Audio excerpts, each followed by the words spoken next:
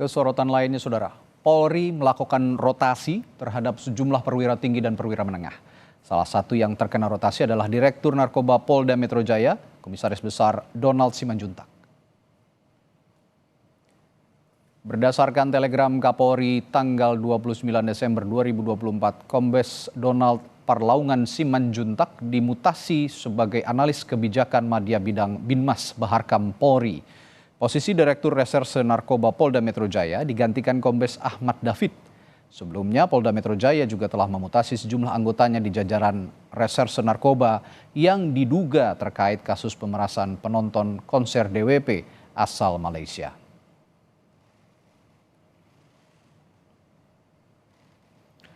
Komisi 3 DPR mendukung proses penegakan hukum terhadap polisi yang terjerat atau terlibat pemerasan. 18 polisi diduga memeras turis penonton konser DWP asal Malaysia.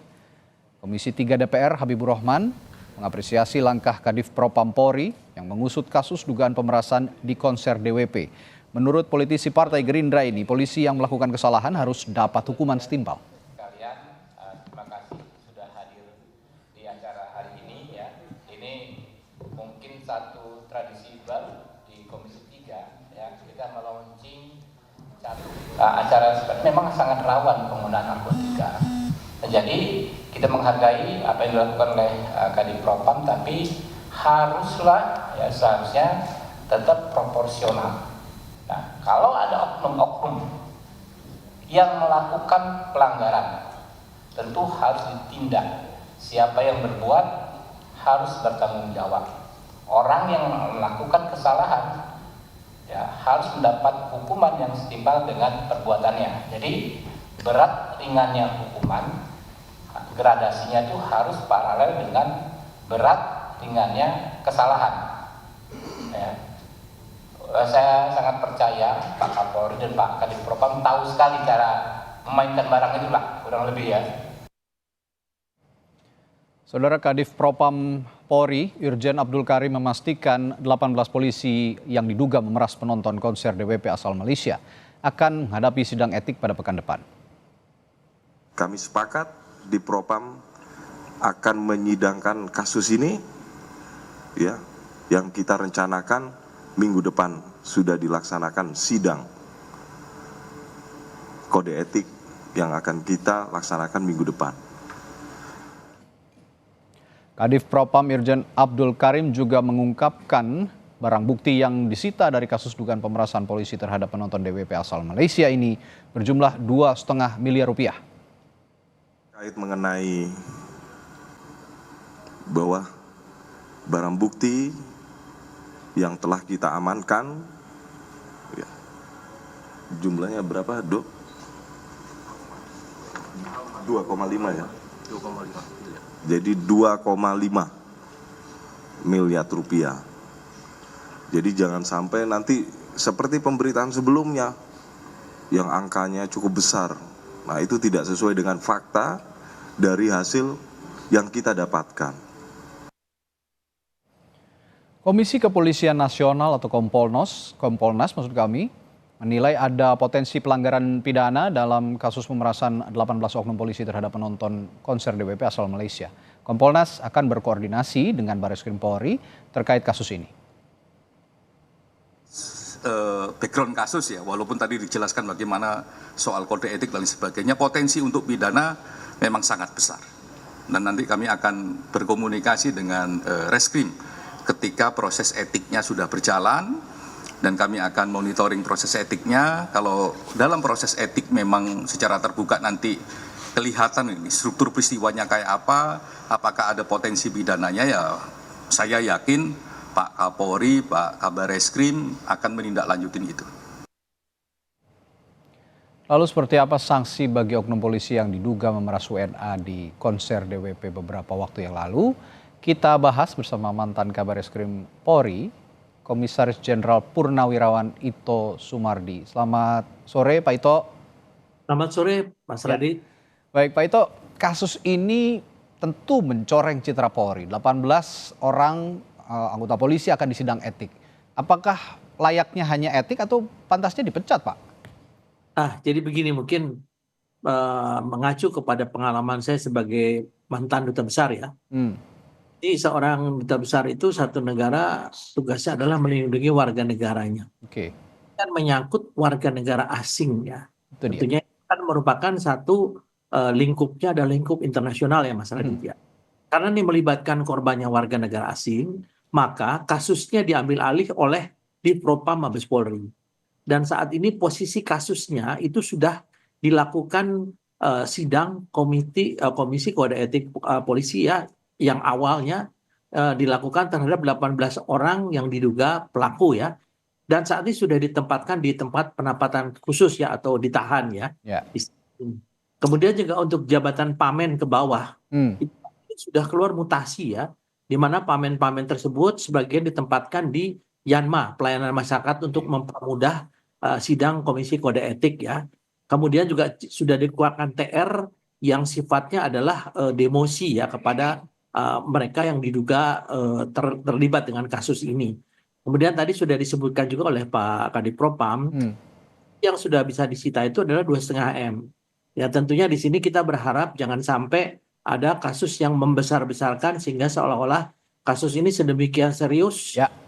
dan rusaknya daripada anggota yang melakukan ini. Tentunya ini masih ada proses lain yang sekarang sedang didalami, dan minggu depan akan dilakukan sidang komisi kode etik untuk memutuskan para pelaku Oke. sesuai dengan derajat pelanggaran yang terbukti dilakukan. Nah, ini menunjukkan komitmen daripada pimpinan Polri bahwa setiap kesalahan daripada anggota apabila terbukti maka akan ditindak tegas tanpa pandang bulu. Oke. Demikian.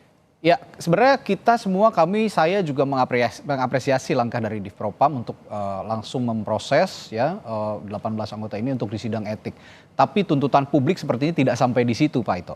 Bahwa kalau kita publik orang biasa lah katakan ya, seperti saya misalnya, kalau melakukan tindak pidana kan langsung dijerat pidana begitu. Ini kan sebenarnya kasusnya juga pemerasan dengan uang yang tidak sedikit begitu, 2,5 miliar rupiah.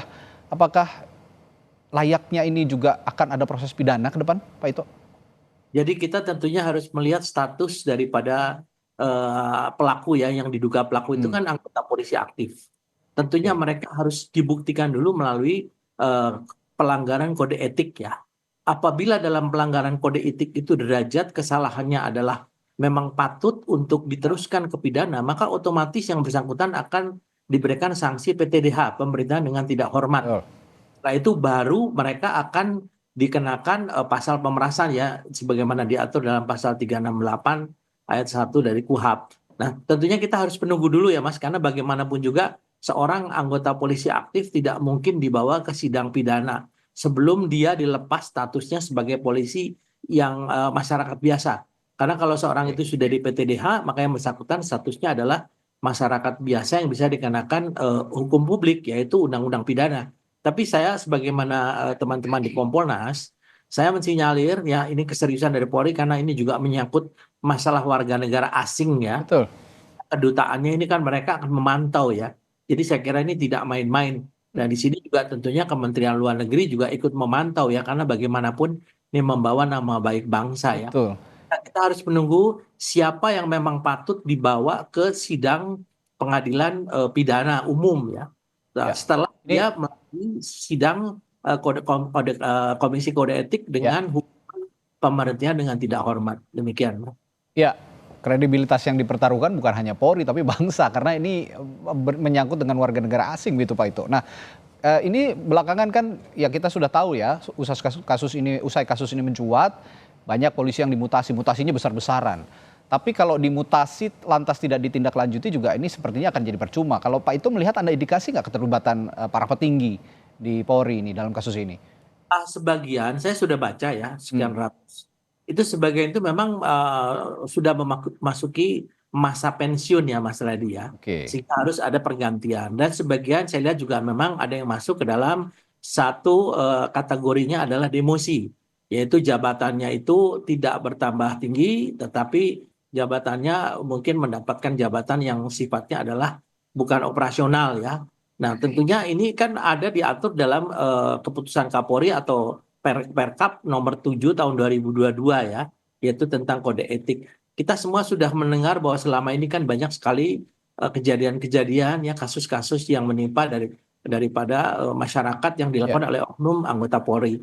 Dan saya melihat di sini mungkin ada keterkaitan karena bagaimanapun juga aturan yang berlaku di kepolisian adalah seperti di TNI apa di tentara ya. Apabila ada kesalahan dilakukan oleh anggota, maka 2 tingkat di atasnya pimpinannya itu akan mendapatkan sanksi. Ya. Meskipun sanksinya tentu tidak seperti sanksi yang diberikan kepada pelaku utamanya ya. Nah ini yang mungkin dari sebagian daripada rotasi atau mutasi ini adalah mungkin terkait dengan masalah-masalah yang selama ini muncul di permukaan ya seperti yang di Karena Semarang.